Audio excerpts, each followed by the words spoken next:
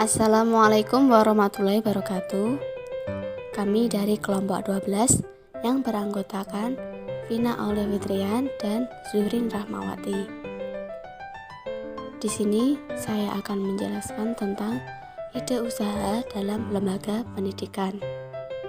Ide usaha dalam lembaga pendidikan. Sebelumnya, apa sih ide usaha itu? Ide usaha adalah suatu respon seorang, banyak orang, ataupun suatu organisasi untuk memecahkan masalah yang teridentifikasi atau untuk memenuhi kebutuhan di suatu lingkungan, baik itu pasar ataupun masyarakat. Sedangkan pendidikan itu sendiri merupakan modal penting bagi perkembangan tiap generasi sebuah bangsa. Bisnis dalam lembaga pendidikan adalah salah satu bidang yang tidak akan pernah ada habisnya, karena setiap manusia membutuhkan pendidikan. Apalagi ke depan, pendidikan menjadi sangat vital dalam menyongsong hari esok yang lebih cerah. Bisnis dalam pendidikan bukan sekedar bisnis atau untuk meraup keuntungan saja, melainkan juga membantu orang lain dalam mendapatkan pilihan hidup yang lebih baik. Beride usaha dalam pendidikan ada 9. Yang pertama, kebutuhan dan permintaan pasar.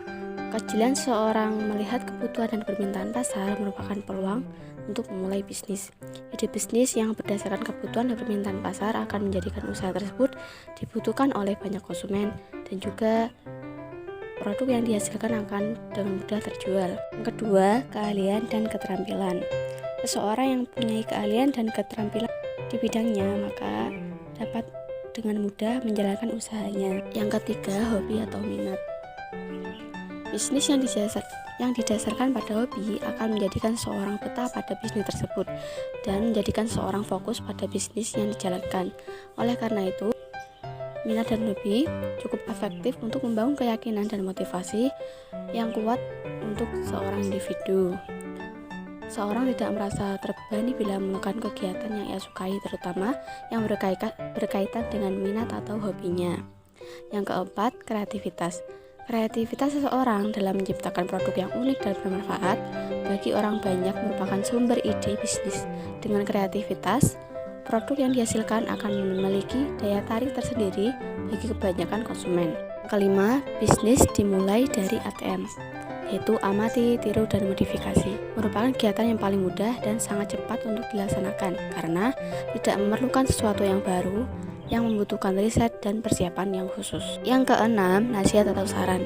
Mencari ide bisnis dengan cara minta nasihat dari orang-orang yang sukses dalam bisnis adalah langkah baik, dikarenakan kita bisa banyak belajar dari pengalaman-pengalaman orang yang sudah sukses tersebut. Yang ketujuh, pengalaman dan pekerjaan. Pengalaman diri sendiri atau orang lain bisa menjadi guru yang baik dan sumber ide bisnis. Pengalaman yang buruk atau gagal yang seringkali sulit dilupakan, dari situ kita bisa berupaya mencari cara-cara untuk bisa mengatasinya. Yang kedelapan, penemuan secara tidak sengaja. Jenis ide bisnis ini dapat terjadi ketika seseorang melihat sesuatu benda atau yang dapat membangkitkan daya imajinasi. Dari penemuan itu, ia berhasil menciptakan sesuatu berdasarkan hasil imajinasinya. Yang 9, mencari ide dengan penuh pertimbangan. Seorang ide awal dapat muncul dari percobaan yang dilakukan oleh wirausaha untuk menemukan ide baru. Usaha pencarian sedemikian rupa itu dapat berguna karena hal tersebut merangsang kesiapan pikir. Teknik-teknik mendapatkan ide usaha pendidikan. Yang pertama, tukar pikiran, yaitu melalui diskusi, rapat, sharing, atau aktivitas lain yang memungkinkan terjadinya pertukaran informasi di antara individu yang lain. Yang kedua, berandai-andai atau mengumpamakan sesuatu yang terjadi. Merupakan teknik mendapatkan ide bisnis, mengubah mimpi menjadi kenyataan, memperoleh uang, menjadi bos, menjadi orang yang dihormati dan disegani, dan lain-lain. Dengan cara perumpamaan itu, siapa tahu harapan kita itu bisa menjadi realita. Yang ketiga, keingintahuan, yaitu dorong kuat dari dalam diri seseorang untuk mengetahui lebih banyak tentang sesuatu. Yang keempat, komponen yang dimodifikasi, yaitu ide baru hasil dari modifikasi ide lama dengan cara memilih produk atau jasa yang akan disempurnakan, membuat daftar tentang suatu bagiannya dengan sistematis, selanjutnya dimodifikasi sesuai dengan tujuan. Yang kelima, meditasi, merupakan suatu teknik menghasilkan ide dengan memusatkan pikiran dan perasaan. Upaya ini dilakukan agar meningkatkan keyakinan diri, memusatkan diri pada cita-cita, merangsang ide, kesiapan mental, dan menciptakan daya inovatif. Pentingnya ide usaha dalam pendidikan. Pada dasarnya, ide bisnis akan menggambarkan beberapa hal.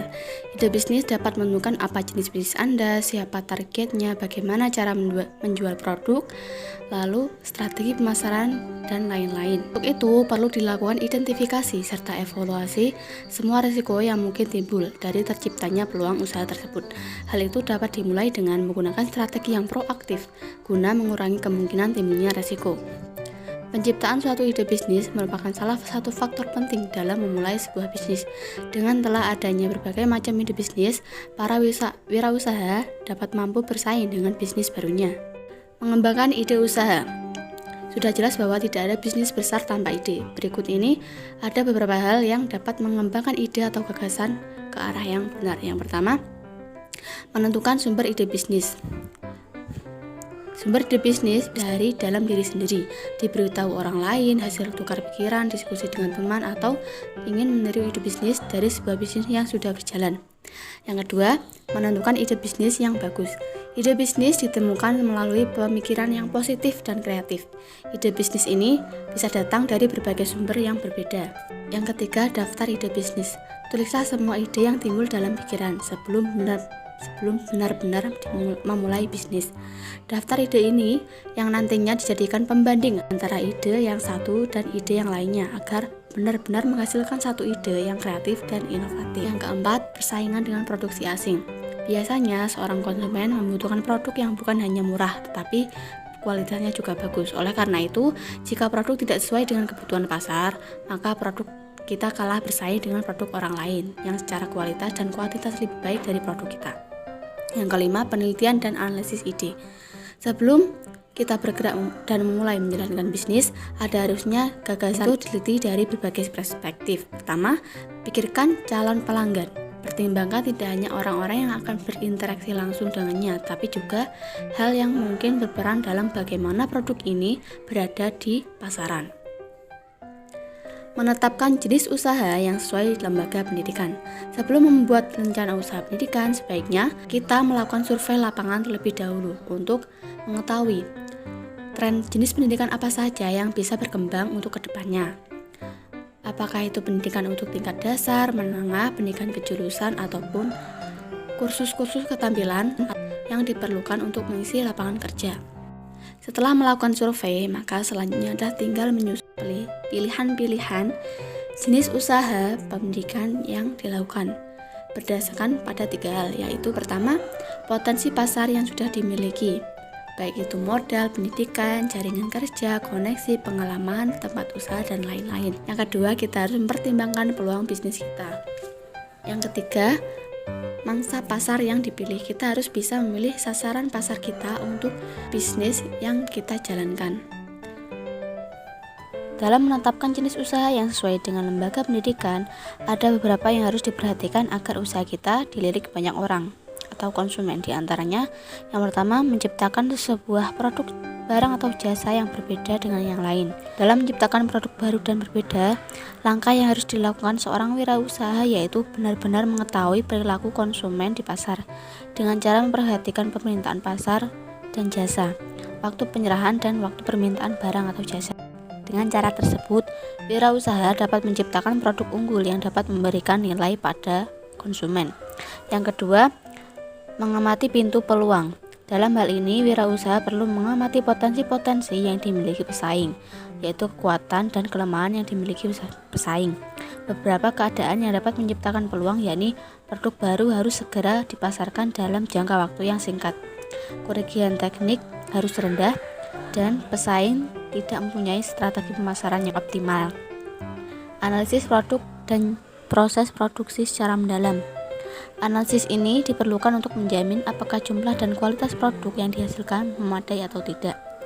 Yang keempat, menaksir biaya awal. Yang kelima, memperhitungkan resiko yang mungkin bisa saja terjadi.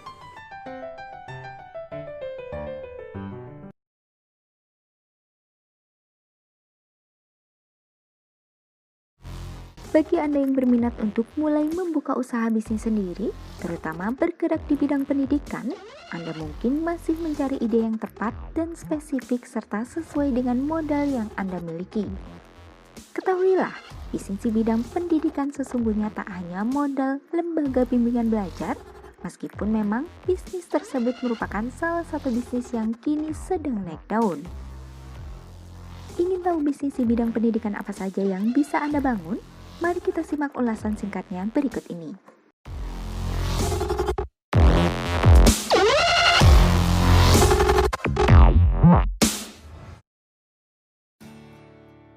Les Private. Les Private nampaknya menjadi bisnis di bidang pendidikan yang membutuhkan modal relatif kecil, namun bisa menjanjikan penghasilan yang relatif besar. Modal Anda adalah pengetahuan, waktu, kendaraan, dan tenaga. Anda hanya tinggal menyediakan waktu dan tenaga untuk memberikan pelajaran yang lebih intens pada anak didik yang merasa kesulitan mendalami pelajaran di sekolah. Keuntungan dari menekuni bisnis ini adalah Anda mendapatkan penghasilan yang relatif besar, terkadang masih mendapatkan suguhan yang tidak sedikit hingga belajar mendidik anak. Dengan menjadi pribadi yang mengajar secara independen, bukan bergabung pada lembaga bimbingan belajar, Anda tidak akan terbebani dengan berbagai aturan dan target jam mengajar yang harus dipenuhi. Selain itu, fee yang Anda terima tentu tidak akan terpotong.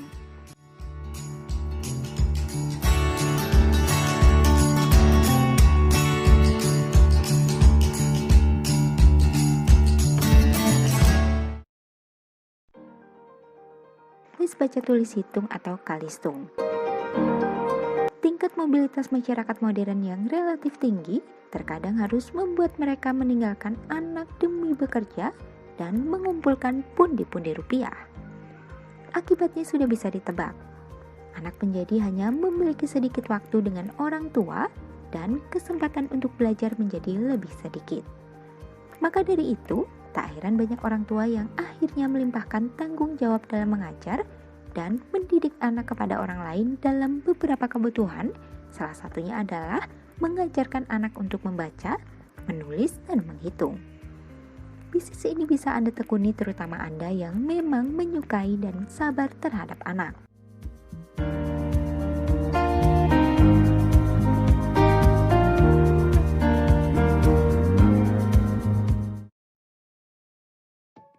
PAUD.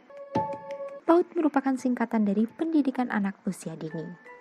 Bisnis yang satu ini juga bisa menjadi alternatif yang akan Anda geluti, akan tetapi perlu Anda ketahui bahwa bidang bisnis satu ini tidak bisa dijalankan sendiri. Ajaklah beberapa teman dan kerjasama dengan beberapa pihak untuk menjalankan program PAUD yang biasanya dilakukan dalam lingkungan desa.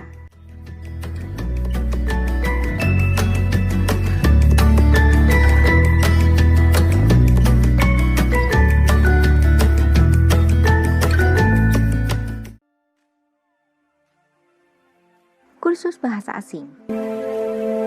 Saat ini, kemampuan bahasa asing menjadi salah satu keterampilan yang wajib dimiliki untuk melamar pekerjaan, setidaknya kemampuan untuk berbahasa Inggris.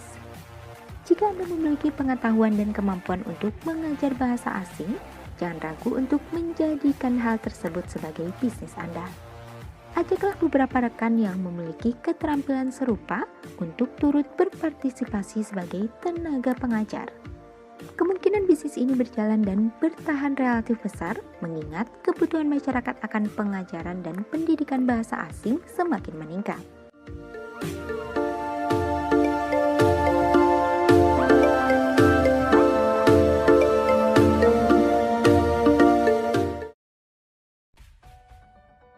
Kursus komputer.